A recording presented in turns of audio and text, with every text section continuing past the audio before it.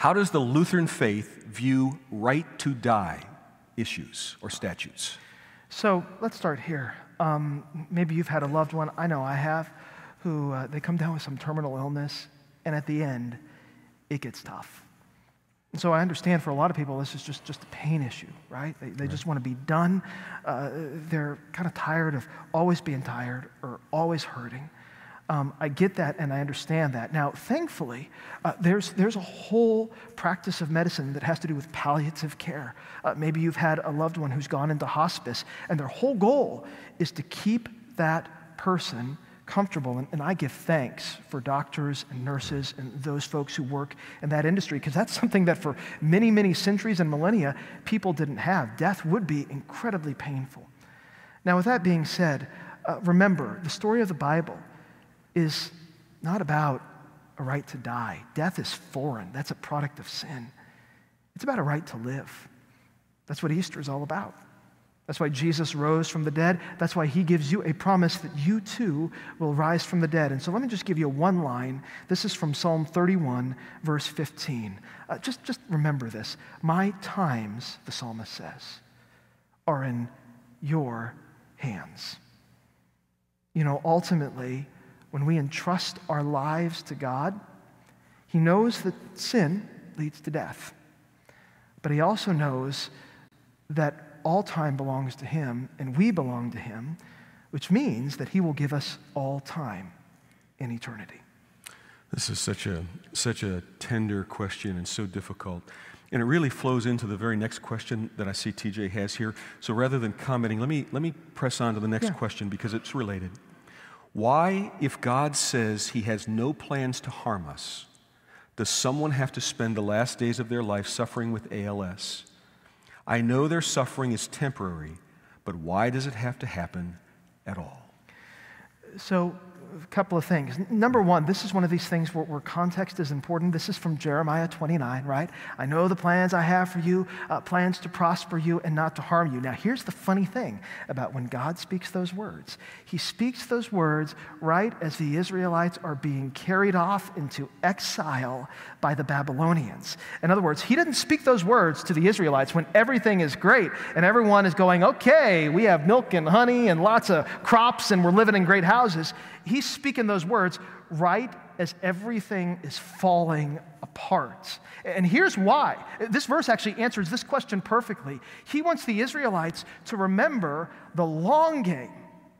There's a long game here. And there may be pain now. Weeping may last for a night, but there will be joy that will eventually come in the morning. That's the way the psalmist puts it. Now, why would God let something like this happen at all?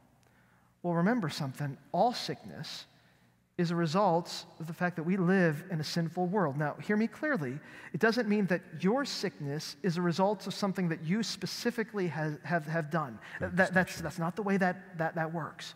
But because we all live in a sinful, broken world, there's a reason we all die. It's because this place is messed up.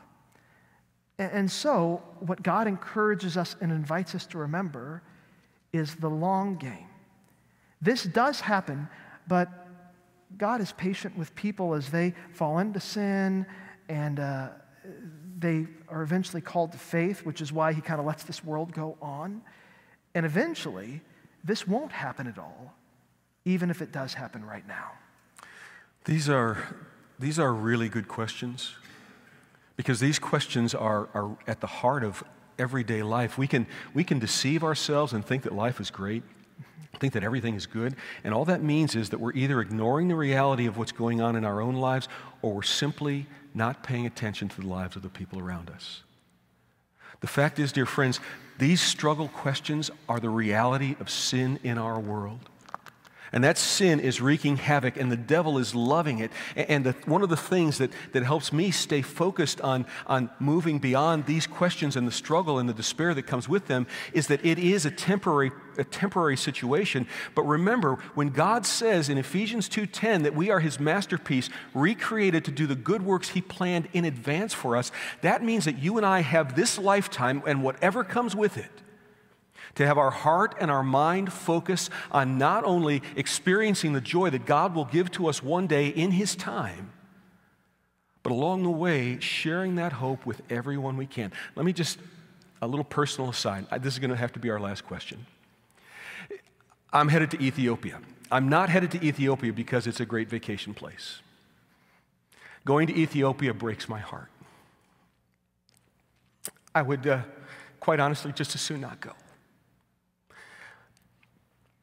But the needs of those people and the needs of those pastors and evangelists who are working there and doing everything in their power to share the hope of the gospel with people who are in desperate situations, those people need to be encouraged. They need to be invigorated. They need help with their preaching. They need help with their spirituality. They need help to stay on focus. And so the reason to go is because we have an opportunity to pour into those dear folks who are broken and hurting and on the cutting edge of ministry, to bless them and to lift them up and encourage them for another season. Brothers and sisters, if we think the only place where lives are broken and a mess and people are in desperate need is Ethiopia, we're missing the point, aren't we? Those people are all around us. And no matter what our struggle or no matter what we face, you and I have a hope and a promise and a realization that we have a God who loves us so profoundly. He not only sent His Son to die for us, to forgive us, He has opened to us through death the gate to eternal life. And so until He opens that doorway for us, our hearts and our minds should be focused on living out our call to be witnesses to the miracle of Jesus.